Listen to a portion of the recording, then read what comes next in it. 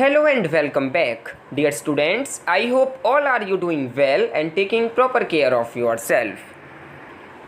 Today we are going to discuss the most famous part of Plato's philosophy, that is Philosopher King.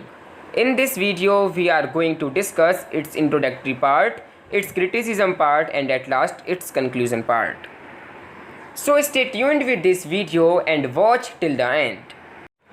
So dear students, let's begin with the introductory part of Philosopher King.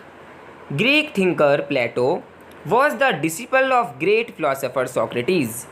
Plato has given the concept of Philosopher King in the Republic. According to him, the government in the ideal state should be entrusted to persons possessing supreme wisdom. By Philosopher King, Plato meant a supreme, wise, and educated ruler who have the knowledge of the idea of good, who is well adept to rule and whose rule is based upon the wisdom. The making of Philosopher King being done by the education. According to Plato, the wisdom of king is greater than any law or tradition. Plato has given priority to the wisdom of king rather than traditions, customs and rituals. According to him, the customs and traditions are symbols of ignorance. Plato has given a famous statement. According to him, no barber, shoemaker or laundryman can become a king. To rule is an art. As a person needs specialization to become a doctor, same a person needs specialization to become a ruler. A good doctor has the capability to remove all the diseases of the body. Similarly, a good ruler is able to deal with all the problems of the state. According to Plato, the root cause of all problems in Greece was the rule of ignorant and unwise people. Plato has synthesized knowledge with governance. This is the reason Plato has said the kings should be philosopher or the king should have the knowledge of philosophy. This shows that Plato has advocated the concept of government by the elites. According to Sabine, Plato has devised a system having the leadership of an enlightened king because, as per Plato, the rule would be by the wisdom of king, not by the law.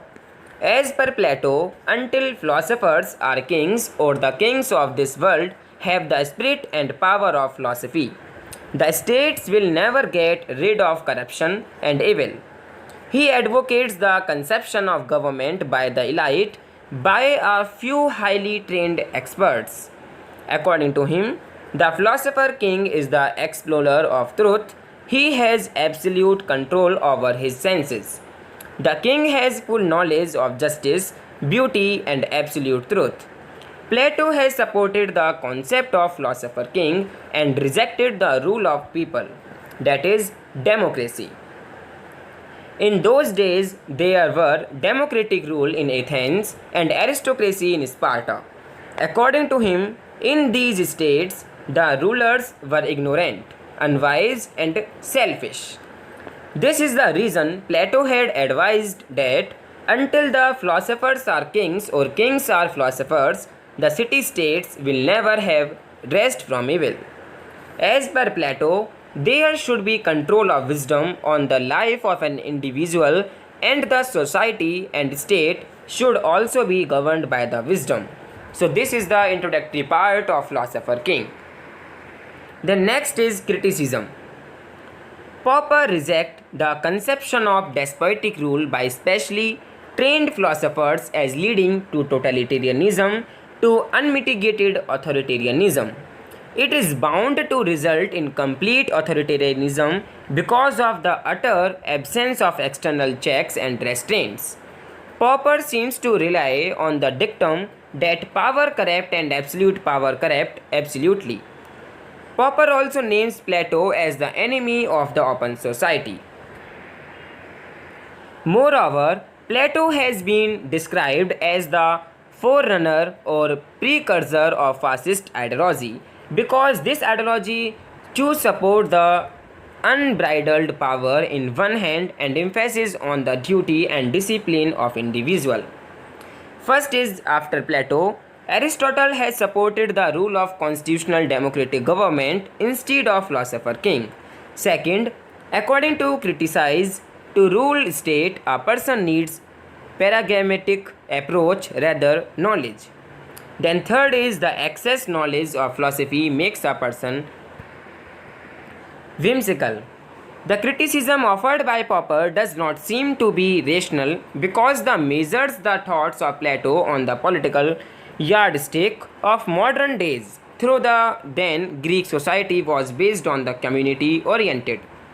It is also rational to describe Plato as the enemy of the open society, as Plato had advised for the education to be given to the whole society irrespective of gender by the state. Plato had considered both men and women able to rule the state and did not support the slavery system. On the basis of this point, Plato seems to be progressive thinker on the modern day yardstick. So this is the criticism point about philosopher king. Then at last, discuss the concluding part of philosopher king. Plato had devised an ideal state in the republic, and for such state he propounded the concept of the philosopher king, but later in his work The Laws he accepted the rule of laws for governing the state and society, and also he partially admitted the importance of democracy. So this is the conclusion part of philosopher king. So that's all for today. I hope you understand each and everything very well. Drop your suggestions and queries in the comment section below and subscribe our YouTube channel Padhai with Guru Chela. So thank you for watching this video. If you enjoyed the content of this video, do like, share, comment.